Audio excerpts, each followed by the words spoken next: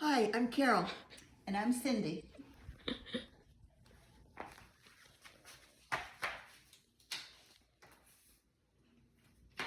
All right, I'm in. Okay. Alrighty. Imagine you are a single mother. You have 4 kids, you work 2 jobs just to keep a roof over your head and food on the table. You have no car and there's no public library close by. You send your kids off to public school hoping that they'll get a great education, and you know at least at school they'll have an array of books that they can choose from to read. Something unfortunately you cannot provide at home. What would you do if you found out there was a group of adults that don't even have kids in the district that are overloading the school board with challenges to remove books from your kids? Today I'm going to give you a very brief overview on how Florida's new book challenge policy is being taken advantage of and how it's harming our students. In 2022, book challenges increased across the country with over 2,500 challenges. And in 2023, 800 books so far have been removed. Florida passed HB 1069, which in part states that school districts must remove any book or material that is deemed to have sexually inappropriate content, but does not clearly define what is pornographic and what has literary value. Educators, administrators, and trained media specialists are afraid of being charged with a felony if they make a mistake on a book. This has caused them to err on the side of caution or caused a chilling effects, and has allowed books to be removed that shouldn't be. This has gone so far that in Leon County, William Shakespeare is now under review for having sexual content.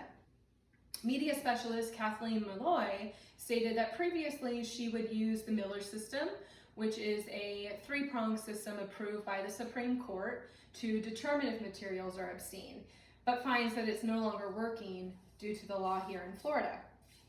So how do these book challenges all of a sudden become such a burden on our schools?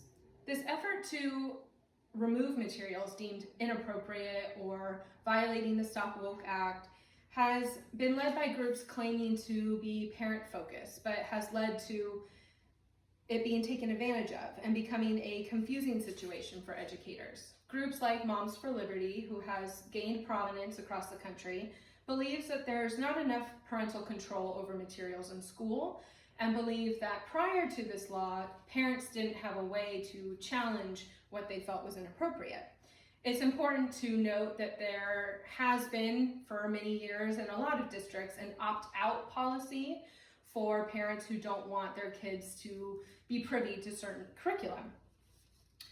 Unfortunately, groups like these have overloaded some school districts with book challenges, some as many as 200 titles at a time, which all takes time. Committees have to be made, books have to be written, read, voted on, and sometimes, most likely, it is then taken and appealed to the school board. During this time, the book is then removed from all shelves in all schools in the district.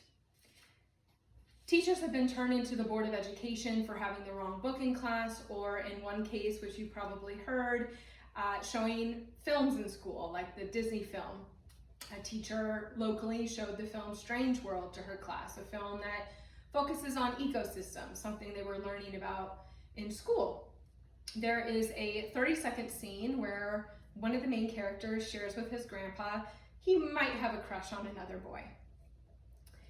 This led to the Board of Education removing the teacher from the school, sending in detectives to question all the students, and the charges were later dropped. With so many books being challenged, books from authors like Toni Morrison, Maya Angelou, Judy Blume, James Patterson, William Shakespeare now, and many more, I can't possibly speak on all of them, so I'm going to showcase 3. The first one is And Tango Makes 3. It was challenged by a teacher who has challenged over 150 books, including books on Harriet Tubman and Olympian Wilma Rudolph. She claims that the book uses penguins to further the LGBTQ+ agenda. This book was approved by 2 separate committees. Each committee was comprised of parents, teachers, trained media specialists, and the principal. They all had to read the book, discuss the book, and vote. They both voted to keep the book. The challenger was not happy with that decision and appealed it to the partisan school board in Escambia County. They voted to remove the book, stating that the fascination is on two male penguins raising a chick. It's important to note that this is a true story based on two penguins that lived at the Central Park Zoo, these ones right here, that were given an abandoned egg to keep alive and raise as their own. The second book is The Storyteller, which is written by award-winning Jodi Picoult. This is a survival story, surviving the Holocaust. The main characters in the book, there's not much romance, they don't share kisses. There is one scene that depicts a sexual assault by a Nazi officer. This is certainly not pornographic in any manner. Pornographic was legally defined as something written solely to excite sexually.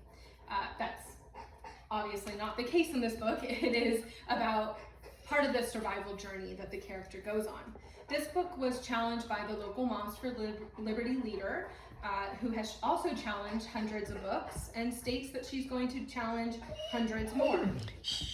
Lastly, there's That's Betty. This is a children's book about Betty White's life. This was challenged by the same person that didn't like the book about penguins. She states that the book violated the law because the main character has two dads. The dads don't kiss, there's no mention of their sexual relationship, it's just these 2 pages where they're giving advice to their son. These frivolous challenges against books have become rampant in areas of Florida, and that should worry us all. School boards are overwhelmed with challenge appeals, causing them to spend their valuable time setting up committees, and then when it's appealed to them, reading the book themselves, having a board meeting where they listen to hours and hours of community input and voting. This keeps them from spending time discussing other important aspects that affect the students and the employees of the district. Less privileged children, like the single mother we imagined in the beginning, are losing access to many books simply because one adult that may not even have children in the district doesn't like, all on the idea that they can just go to the public library, when over 30% of children do not have access to the public library. Ultimately, it is my opinion that this new book challenge policy is only harming our students in our public schools. We owe children of all races, sexual identities, family structures, and ages to be fully represented in the books that they see at school. We owe children the ability to access literary works that challenge them, make them think, and help them see the world in a new light. So I challenge you today, take a look at some of the books that I brought here today that have all either been challenged but kept, or challenged and removed from the district, and ask yourself if these stories deserve to be in the world with your kids, your grandkids, and your great-grandkids.